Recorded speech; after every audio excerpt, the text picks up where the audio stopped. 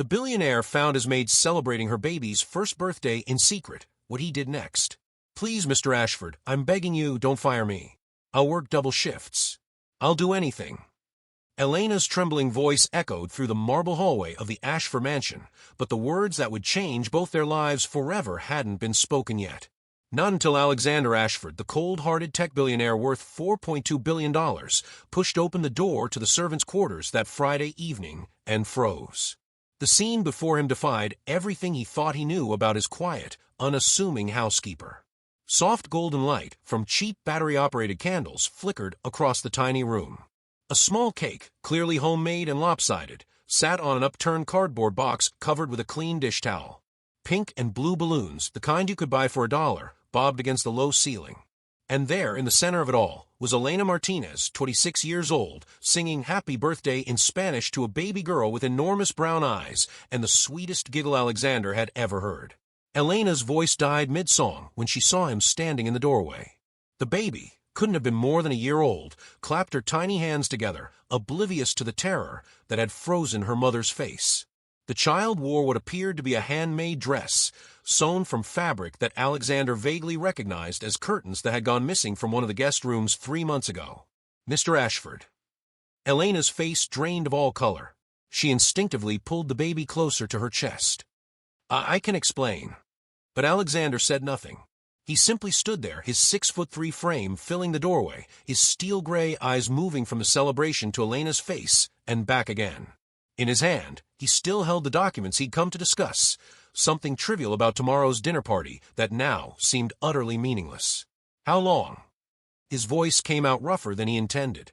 Sir, how long has there been a child living in my house?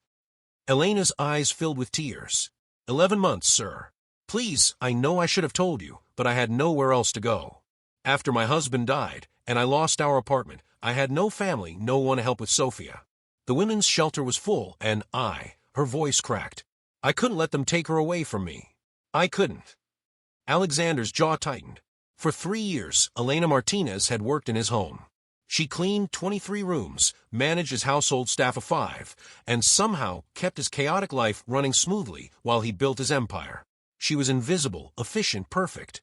He'd barely spoken 50 words directly to her in all that time. And apparently, she'd been hiding a baby in the servants' quarters for nearly a year. You've been raising a child in a storage room.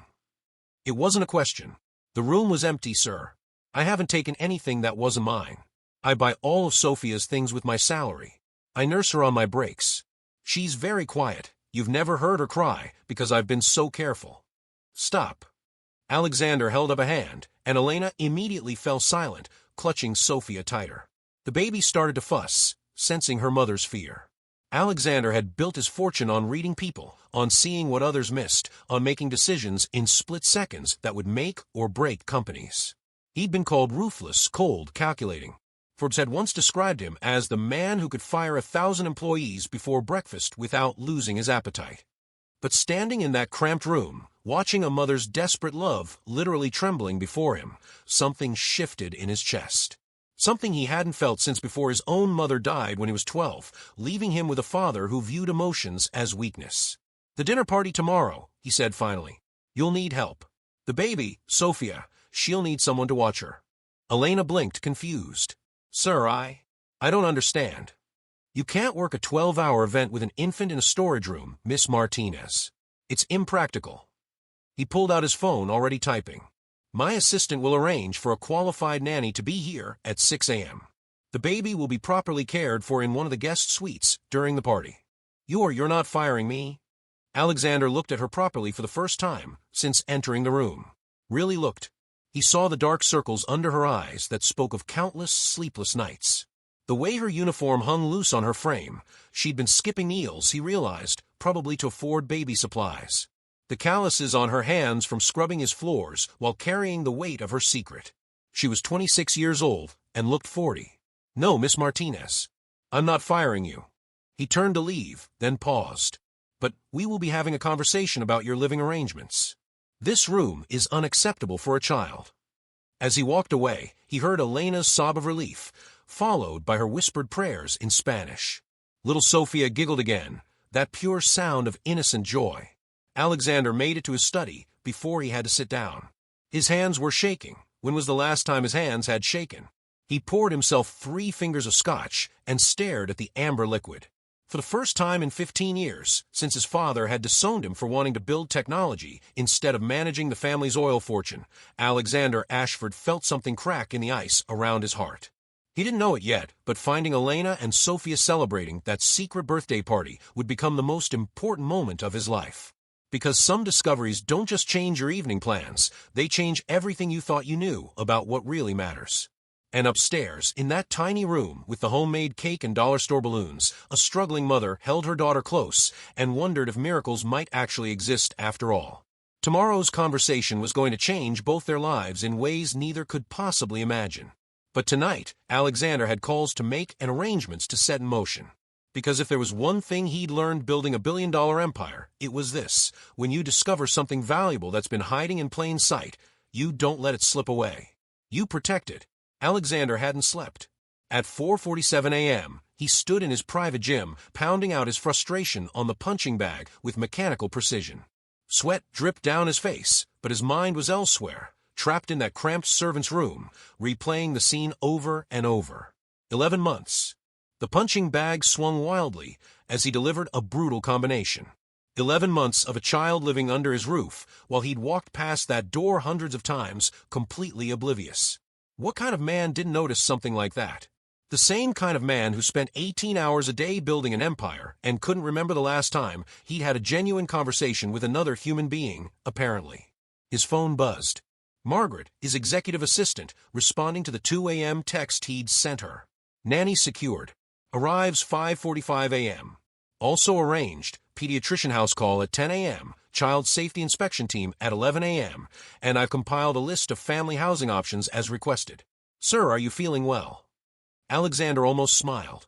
Margaret had worked for him for 8 years and had never questioned a single order, no matter how bizarre. This must be testing even her legendary composure. I'm fine. Add one more thing, Elena Martinez's personnel file. I want to know everything. 20 minutes later, showered and dressed in his usual Tom Ford suit, Alexander sat in his study reading through Elena's file while his untouched coffee grew cold. The story it told broke something inside him that he didn't know could still break. Elena Rodriguez Martinez. Born in Guatemala. Immigrated legally at 19 with her husband, Carlos. No living family. Her parents had died in a mudslide when she was 16.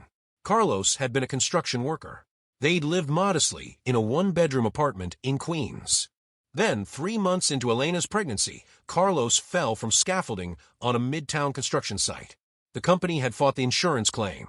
Elena, 8 months pregnant and suddenly alone, had lost everything trying to pay his medical bills before he died. The apartment went next. Then came Sophia, born premature in a city hospital, costing Elena the last of her savings. That's when she'd applied to work for Alexander, desperate, alone, and 7 months pregnant. His head of household, Mrs. Chun, had hired her on the spot, noting in the file, hardest worker I've ever seen. Never complains. Something sad in her eyes, but she's perfect for Mr. Ashford's home. Elena had been hired for weeks before Sophia was born. Alexander closed the file and stared at the wall where a Basquiat worth $8 million hung. The painting cost more than Elena would make in 100 years of scrubbing his floors. A knock at the door interrupted his thoughts. Come in. Mrs. Chun entered, her usually composed face tight with worry. Mr. Ashford, about the situation with Elena. You knew. It wasn't a question, and Mrs. Chun didn't pretend otherwise. The older woman clasped her hands in front of her and met his gaze steadily. I've known since Sophia was 2 months old. I found Elena in the laundry room at midnight, crying because she couldn't get the baby to stop fussing. She thought she'd have to quit, go to a shelter. Mrs. Chen's voice softened. Sir, I've worked in wealthy homes for 35 years. I've seen a lot of cruelty disguised as policy. But I've also learned that sometimes the rules need to bend for the right reasons. You helped her hide the baby. I did, and I'd do it again. Mrs. Chun straightened her spine, ready to be fired. That girl works harder than anyone I've ever supervised. She never takes breaks she's entitled to. She volunteers for extra shifts. She's raised that baby in a room smaller than your closet, and I've never once heard her complain. She deserved someone on her side. The two of them stared at each other for a long moment. Then Alexander did something that shocked them both. He laughed. It was a rusty sound, like a machine that hadn't been used in years, sputtering to life. Mrs. Chen's eyes widened. Sir. I'm not firing you, Mrs. Chun. Or Elena. He stood, straightening his cufflinks. But things are going to change around here. Starting today. I don't understand. Neither do I entirely. Alexander moved to the window, looking out at the manicured grounds of his estate. Dawn was breaking, painting the sky in shades of gold and rose. But I'm tired of living in a house that feels like a museum. I'm tired of being surrounded by people whose names I barely know. And I'm damn tired of children living in storage rooms while I sleep in a bedroom the size of most apartments. Mrs. Chen opened her mouth, closed it, then tried again. What are you planning, Mr. Ashford? I have no idea. But the nanny arrives in 20 minutes, and Elena is going to need to know that her life is about to get a lot more complicated. Elena heard the knock at 5:45 a.m. exactly and nearly dropped Sophia. She'd been awake all night, holding her daughter and alternating between hope and terror. Mr. Ashford hadn't fired her, yet. But the morning would bring clarity, and probably consequences.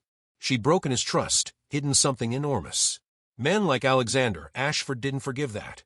She opened the door expecting Mrs. Chun, or maybe a security guard with a termination letter. Instead, she found a kind-faced woman in her 50s with warm brown eyes and a professional demeanor. Miss Martinez? I'm Dorothy Reeves, the nanny Mr. Ashford arranged.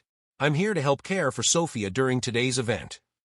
The woman smiled at the baby, who was staring at her with wide, curious eyes. And what a beautiful girl you are. I don't. Elena couldn't form words. I understand this is unexpected, Dorothy said gently. Mr. Ashford was very clear in his instructions. I'm to care for Sophia in the blue guest suite on the 3rd floor. It's been prepared with everything she'll need.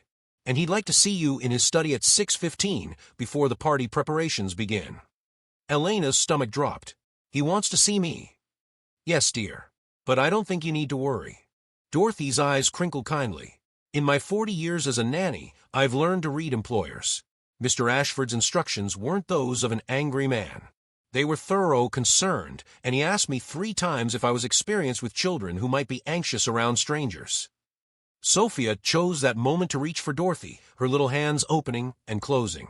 The older woman laughed and looked at Elena for permission. She never goes to strangers, Elena whispered, but she handed over her daughter anyway. Sophia immediately grabbed Dorothy's finger and smiled, that devastating smile that was so much like Carlos's it sometimes hurt Elena to see it. Well, she's going to me, Dorothy said warmly. We're going to be great friends, aren't we, sweet girl? Your mama needs to get ready, and you and I are going to have breakfast and play. How does that sound? Elena watched stunned as Dorothy carried Sophia down the hall, already chatting to her about the toys that had been set up in the guest suite. 15 minutes later, wearing her best uniform, and with her heart hammering against her ribs, Elena knocked on Alexander Ashford's study door. Enter. He stood behind his massive desk, backlit by the rising sun, looking every inch the billionaire titan she'd always known him to be. But something was different. His tie was slightly loose. His eyes were tired. And when he looked at her, really looked at her, Elena saw something she'd never seen before. Humanity. Miss Martinez, he said. Sit down. We need to talk about your future. Elena sat, gripping the arms of the chair, and waited for her world to either end or begin. Elena perched on the edge of the leather chair, like a bird ready to take flight at the first sign of danger. Her hands twisted in her lap, and Alexander noticed they were trembling. He'd rehearsed this conversation 3 times in his head. Each version had sounded logical, businesslike, rational. But now, watching this young woman who'd survived more tragedy in her 26 years than most people faced in a lifetime, all his carefully prepared words evaporated. Would you like coffee? He asked instead. Elena blinked, clearly not expecting that. No, thank you, sir. Tea? Water? He was stalling, and he knew it. Sir, please. Her voice cracked. If you're going to fire me, just do it quickly. I need time to figure out where Sophia and I will go. There's a shelter in Brooklyn that might have space, and I have enough saved for maybe 2 weeks in a motel until I find another job. Stop. Alexander held up his hand and moved around the desk, pulling up a chair to sit directly across from her rather than towering behind his desk. The move clearly startled her. Elena, may I call you Elena? She nodded mutely. Elena, I'm not firing you. I thought I made that clear last night. But I lied to you. I hid Sophia. I've been living in your house, using your electricity, your water, You've been surviving, Alexander interrupted. There's a difference. He leaned forward, resting his elbows on his knees. I read your file this morning. All of it. Your husband, the accident, the hospital bills. You lost everything. Tears spilled down Elena's cheeks. Carlos was a good man. He worked so hard. When he fell, they said he wasn't wearing his safety harness properly, but that was a lie. Carlos was careful. Always so careful. The company just didn't want to pay. Her voice turned bitter. They had expensive lawyers. I had nothing. You had Sophia. Yes. Elena wiped her eyes. I had Sophia. And when I thought I might lose her too, when the social workers started talking about temporary foster care until I found stable housing, I knew I'd do anything, lie, cheat, steal, whatever it took to keep her with me. So when Mrs. Chun found us that night and didn't immediately report me, I thought maybe God hadn't completely forgotten about us. Alexander sat back, processing this. Mrs. Chun has been helping you. She brings me formula sometimes, and baby clothes her grandchildren have outgrown. She makes sure I get the leftover food from your dinner parties instead of throwing it away. Elena's voice dropped to a whisper. Without her, I don't think we would have made it. Mrs. Chun is getting a substantial raise, Alexander said, making a mental note. And so are you. Elena's head snapped up. What? Your current salary is $32,000 a year. As of today, it's $65,000. Plus full medical benefits for you and Sophia, including dental and vision, and a comprehensive childcare allowance. Elena stared at him like he'd started speaking Mandarin. Sir, I don't understand. Why would you? Because what you've been paid is insulting for someone who essentially runs my household. And because no child should be living in a storage room while I have 43 empty bedrooms in this house. 43. Elena breathed. I counted last night. Alexander stood and walked to the window, suddenly unable to look at her. This house has 52 rooms. I use maybe 5 of them regularly. My bedroom, this study, the gym, the kitchen, and occasionally the library. The rest are just space. Empty space that I've filled with expensive furniture and art because that's what people like me do. He turned back to face her. Last night, I watched you celebrate your daughter's first birthday with a homemade cake and dollar store balloons in a room that's probably violating several housing codes. And you look happier than I've been in 15 years. Elena wiped fresh tears away. Sophia is my whole world. I can see that. Alexander returned to his chair. Which brings me to my proposal. I want you to move into the East Wing, guest suite. It's 1,200 square feet, a bedroom, bathroom, sitting room, and a small kitchenette. It has its own private entrance and garden access. It's been empty for 3 years. Sir, I couldn't possibly. Let me finish. His voice was gentle but firm. Your new responsibilities will include what you're already doing, managing the household staff and maintaining the main floors. But your hours will be structured around Sophia's needs. Dorothy has agreed to be a full-time nanny, but only if you're comfortable with her. If not, we'll find someone you trust. Elena's mouth opened and closed several times before words came out. Why are you doing this? It was the question Alexander had been asking himself all night. Honestly, I'm not entirely sure. He ran a hand through his hair, a gesture that felt foreign. He never showed uncertainty. But yesterday, when I saw you with Sophia, something shifted. I've spent 15 years building an empire, Elena. I have more money than I could spend in 10 lifetimes. I have influence, power, connections. And yet I come home every night to a house that feels like a tomb. He stood again, too restless to sit. My mother died when I was 12. Cancer. My father dealt with it by throwing himself into work and turning me into a project, the heir who needed to be molded, shaped, perfected. Emotions were weakness. Kindness was inefficiency. By the time I was 16, I'd forgotten what it felt like to be part of a family. Sir. Alexander, he corrected. Please. At least when we're speaking privately. Alexander, Elena repeated softly, testing the name on her tongue. I appreciate what you're offering more than you know. But I need to understand. What you get from this arrangement? It was a fair question. And a smart one. Alexander found himself respecting her even more. Honestly, maybe I get to remember what it's like to have life in this house. Real life, not just the artificial perfection of museum-quality silence. He met her eyes. Or maybe I'm just tired of being the villain in my own story. Maybe it's time I tried being something else. Elena stood, smoothing down her uniform. I need to think about this. It's a lot to process. Of course. Alexander nodded. Take the day. Tomorrow, I'd like you to at least look at the suite. Bring Sophia. See if it feels right for you both. And if I say no, then you say no. Your job is secure either way. But Elena. He waited until she looked at him. Your daughter deserves more than a storage room.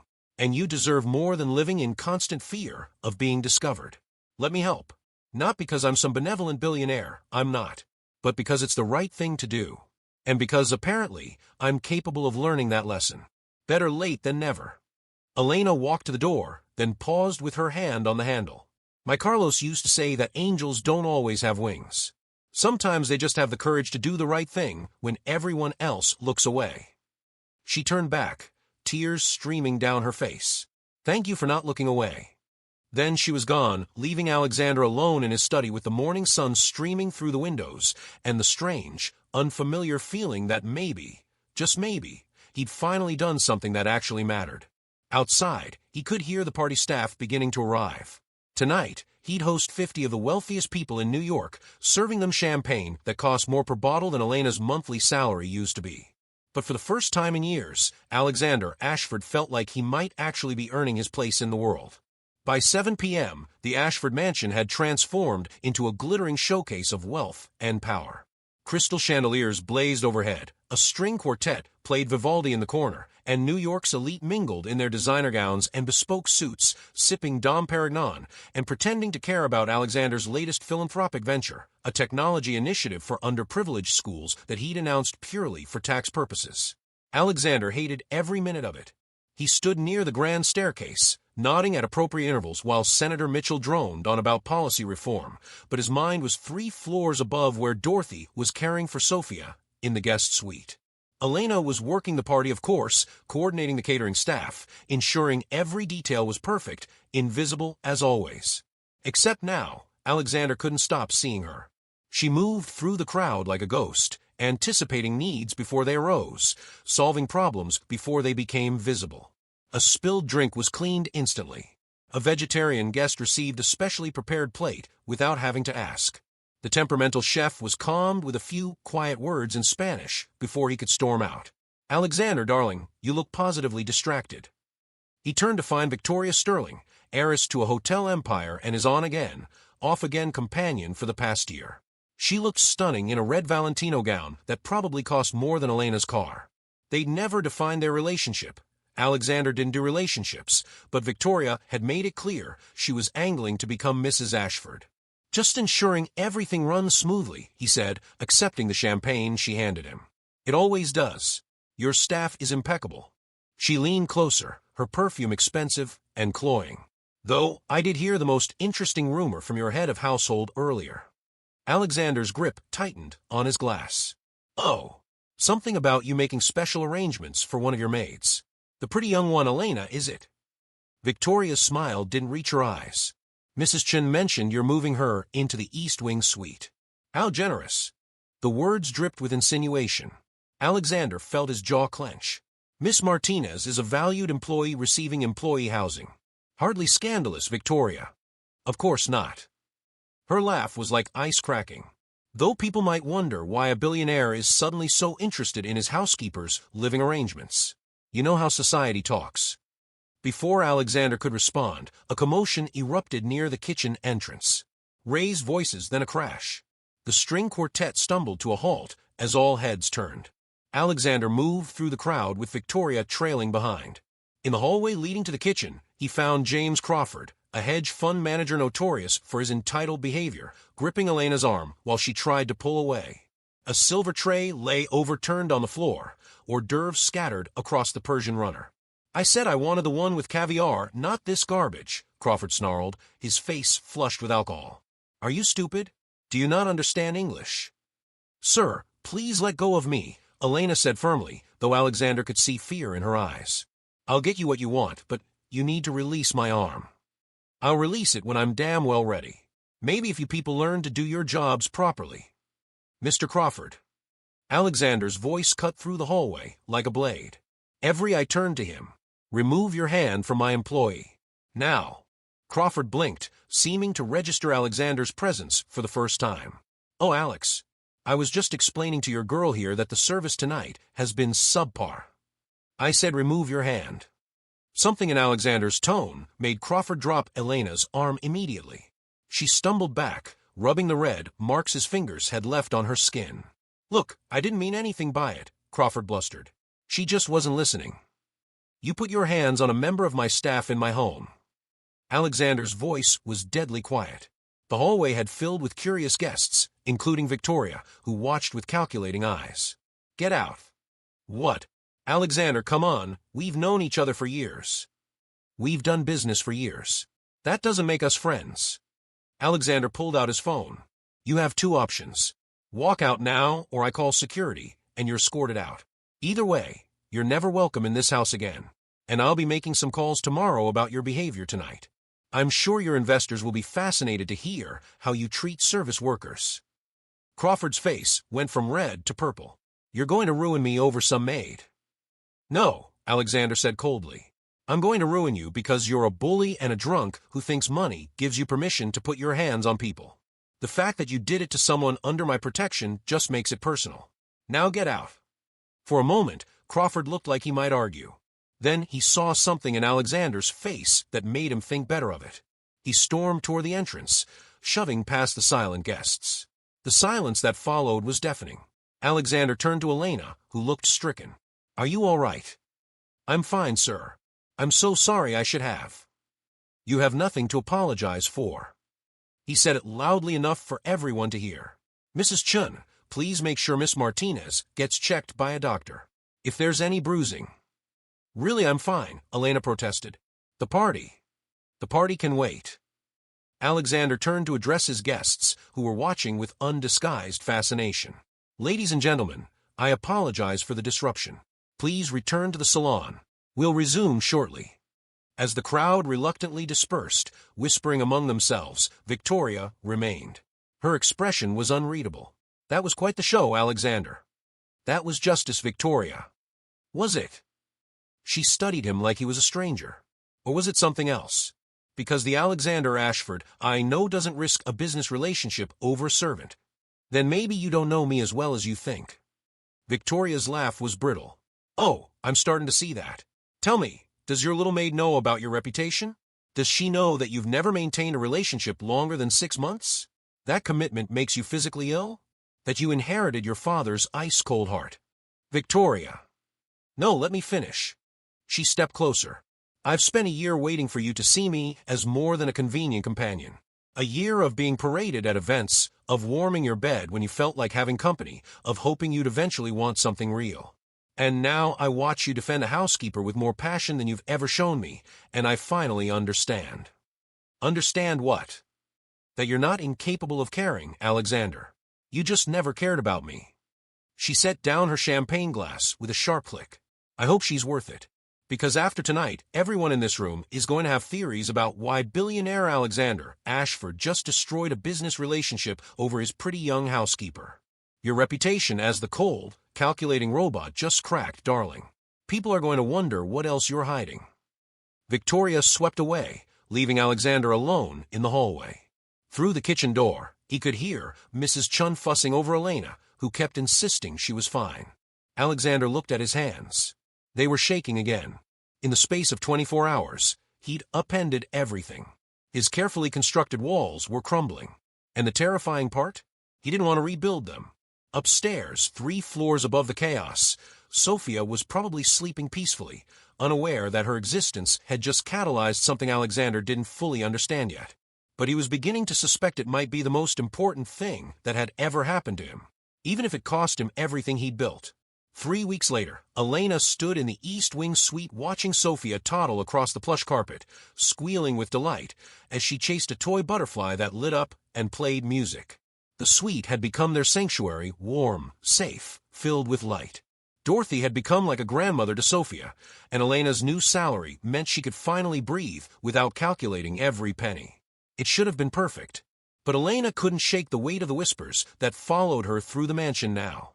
the knowing looks from the catering staff, the way conversation stopped when she entered rooms, and worst of all, the coldness from Alexander himself. Since the party, he'd been distant, professional. He'd nod at her in hallways, approve her household management reports via email, and avoid any situation where they might be alone together. The man who'd sat across from her and shared pieces of his broken childhood had vanished, replaced once again by the ice-cold billionaire. Elena told herself it was better this way. Safer. Whatever moment they'd shared was clearly a mistake, he regretted. But late at night, when Sophia was asleep and the mansion was quiet, Elena would remember the way he defended her at the party. The fury in his voice when Crawford had grabbed her. The way he'd looked at her like she mattered. No one had looked at her like that since Carlos died. A knock at her door interrupted her thoughts.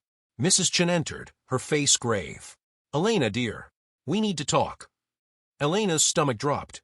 Those words never preceded good news. "What's wrong?"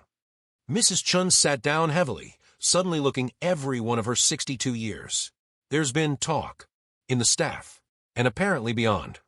She pulled out her phone, showing Elena a gossip blog. The headline made Elena's blood run cold. "Billionaire secret. Has Alexander Ashford been keeping more than a maid in his mansion?" Below it were photos. Someone had taken pictures through windows. Elena carrying Sophia in the garden. Alexander looking down at them from his study window. Dorothy playing with Sophia in the suite. The article spun a story of secret affairs, hidden love children, and billionaire scandals. Oh God. Elena felt sick. "Mrs. Chen, it's not, we haven't." "I know that, dear. You know that. Mr. Ashford certainly knows that." Mrs. Chen's voice was gentle but worried. But the world doesn't care about truth when fiction is more entertaining. This story has been picked up by 3 major outlets. Mr. Ashford's lawyers are threatening lawsuits, but the damage is done. "I have to leave." Elena stood abruptly, her mind racing. "This is my fault. If I hadn't accepted his help, if I'd just stayed in the storage room. You'd still be suffering, and Sophia would be growing up in conditions no child should endure." Mrs. Chen gripped Elena's hands. "This isn't your fault. Mr. Ashford made his choice with his eyes open. He knew people would talk." "Did he?" Elena's voice cracked. "Did he really understand what this would cost him? His reputation, his business relationships? I've destroyed everything he built." "No, dear. You've just shown him that some of what he built wasn't worth keeping." But Elena was already moving, her decision made. She began pulling out suitcases, hands shaking as she opened drawers. "Elena, don't be rash. I won't let Sophia grow up as the subject of some tabloid scandal. And I won't let Mr. Ashford lose everything because he was kind to us." Tears streamed down her face as she packed. "I'll go back to the shelter. I'll find something. But I can't stay here and watch his life fall apart because of me." "And what about your life? What about Sophia's future?" "Sophia's future won't mean anything if she grows up thinking she's the reason a good man was destroyed." Elena's voice broke on a sob. "Don't you understand? He gave us everything. Safety, security, hope. And in return, we brought him scandal and shame. I can't do that to him." Mrs. Chen stood, her expression sad but resigned. "You love him." Elena froze, a tiny dress clutched in her hands. "What? You love him. That's why you're running." Mrs. Chen shook her head. "Oh, Elena, you beautiful, foolish girl.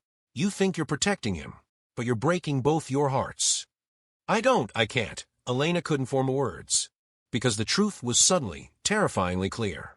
Somewhere between that first night when he'd found them celebrating Sophia's birthday and the moment he defended her at the party, she'd fallen for Alexander Ashford. Not for his money, not for his power, but for the man underneath, the one who counted empty bedrooms at 3 a.m., who'd forgotten what family felt like, who'd shown them kindness when he could have shown them the door. "It doesn't matter how I feel," Elena whispered. "He deserves better than a widow with nothing to offer but complications. He deserves happiness. So do you. But I can see you won't listen." Mrs. Chen moved to the door, then paused. "Before you run, at least give him the courtesy of saying goodbye. He's in his study. He's been there all day, refusing to see anyone. But he'll see you." After Mrs. Chen left, Elena stood in the middle of the beautiful suite that had been her home for 3 precious weeks, holding her sleeping daughter, and let herself cry. For Carlos, who deserved so much more time. For Sophia, who'd never know her father. For Alexander, who'd shown them light only to have it tainted by scandal. And for herself, for the impossible dream that maybe, somehow, they could have been a family. Alexander sat in the dark, his office illuminated only by the blue glow of his computer screen. The past 3 weeks had been hell. After Crawford's ejection from the party, the rumors had started immediately. Victoria had wasted no time spreading her theories to anyone who would listen. Then came the photos, the articles, the invasive speculation. His lawyers were earning their retainer, but Alexander knew the truth. The damage was done. His carefully constructed image as the emotionless business titan had shattered. Now he was the billionaire with the secret love child, or the employer taking advantage of his vulnerable housekeeper. Never mind that both stories were complete fabrications. Board members were calling for explanations. Business partners were concerned. His father, who hadn't spoken to him in 15 years, had sent a single message: "I taught you better than to be ruled by sentiment."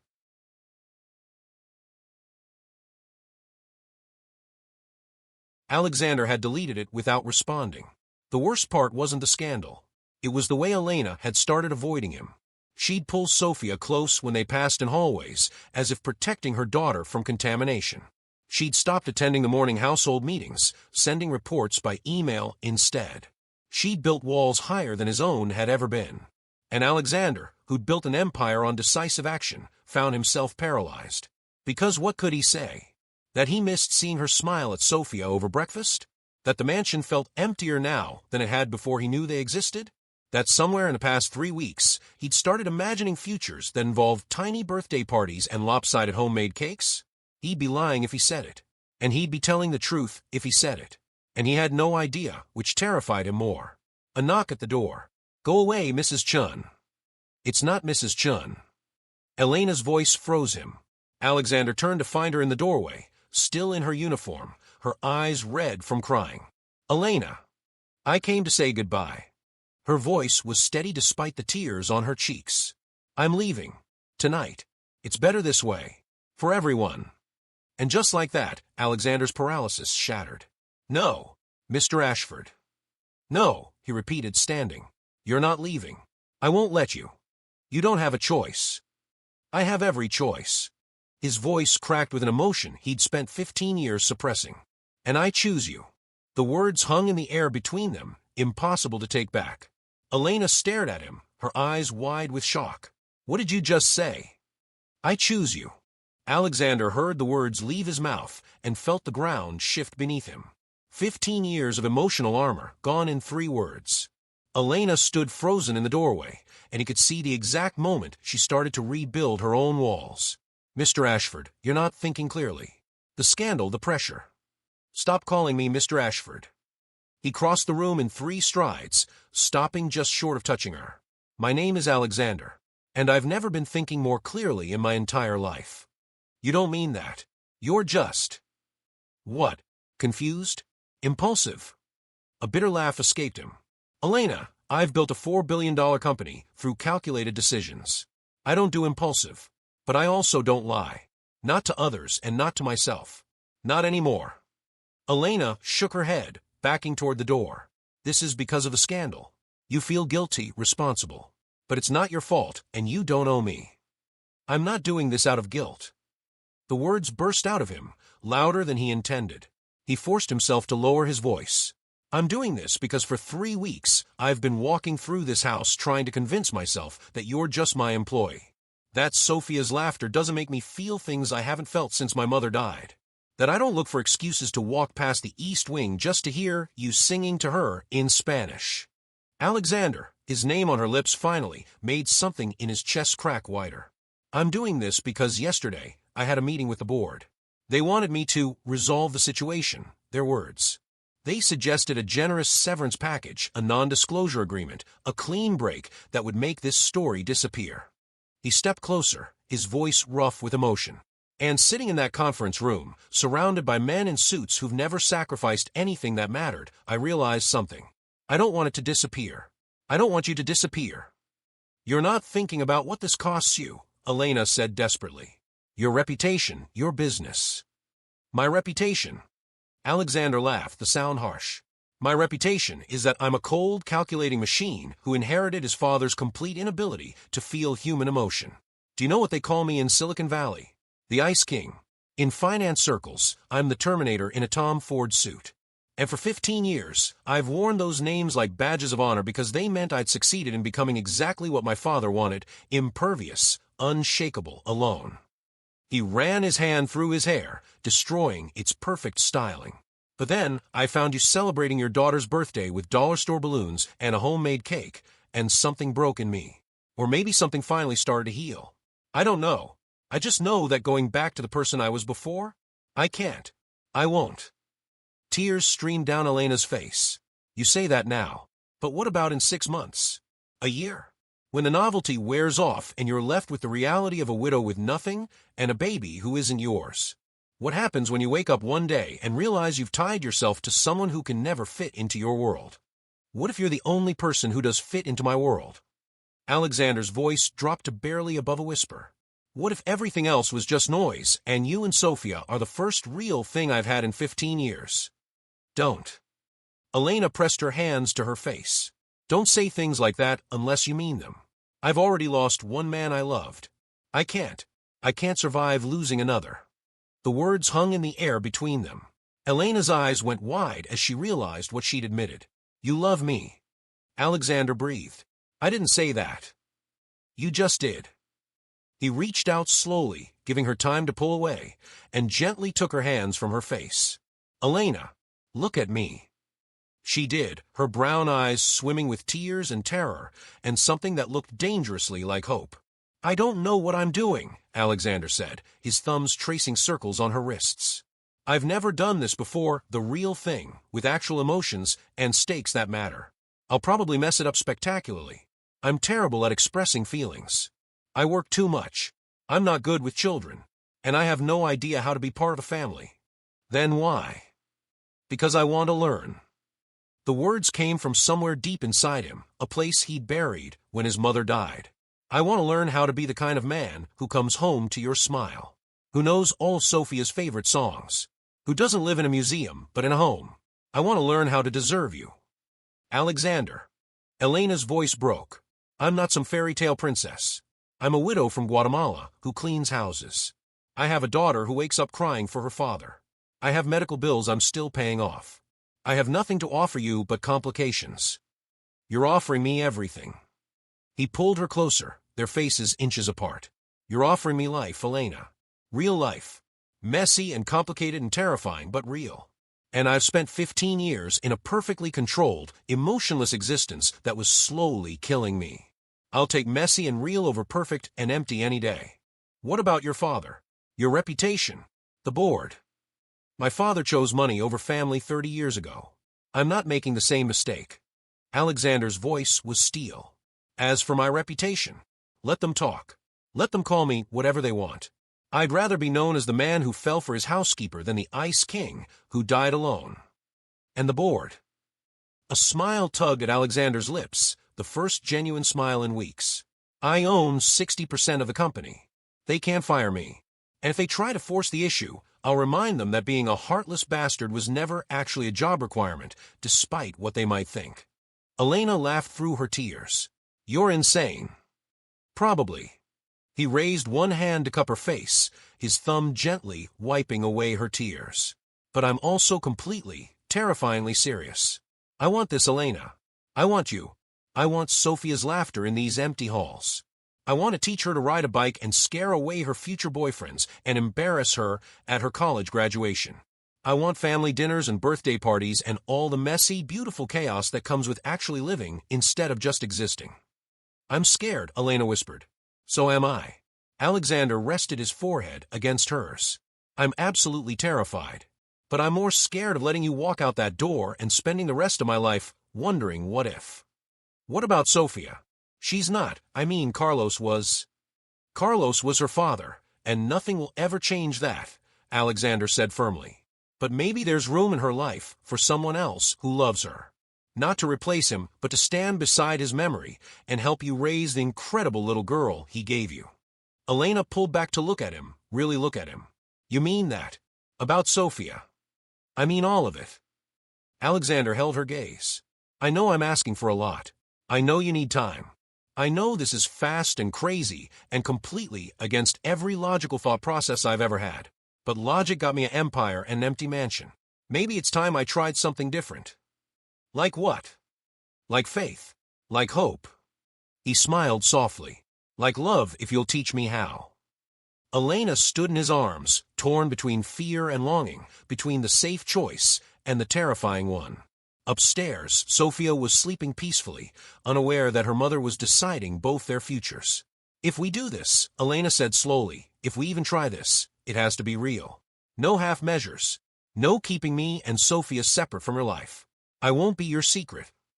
I don't want you to be my secret. Alexander's voice was fierce. I want you to be my family. And when people say terrible things, when they call me a gold digger or worse, then we'll face them together. He squeezed her hands. Elena, I can't promise this will be easy, but I can promise that I'll fight for you. For us. For whatever this becomes. That's all I have to offer, my absolute, unshakable commitment to figuring this out. Elena searched his face for a long moment. Then slowly, tentatively, she smiled. Carlos used to say that the bravest thing a person can do is choose love even when they're terrified. Smart man. He was. Elena's voice was soft with memory and peace. And I think he'd be okay with this. With you. He always said he wanted Sophia and me to be happy no matter what. And are you? Alexander asked. Happy. Elena rose on her toes and pressed her lips to his, a gentle kiss full of promise and hope and the terrifying beauty of new beginnings. When she pulled back, her eyes were bright with tears and something that looked like joy. I'm getting there, she whispered. We both are. And in that moment, standing in his study with the woman who'd accidentally saved him from his own carefully constructed prison, Alexander Ashford finally understood what his mother had tried to teach him before she died. That love wasn't weakness. That family wasn't a distraction. That the most valuable things in life couldn't be bought or calculated or controlled. They could only be chosen. And he was choosing them. Finally. Completely. Without reservation. Whatever came next, the scandal, the judgment, the challenges, they'd face it together. Because some things were worth fighting for. And love, messy, complicated, terrifying, beautiful love, was worth everything.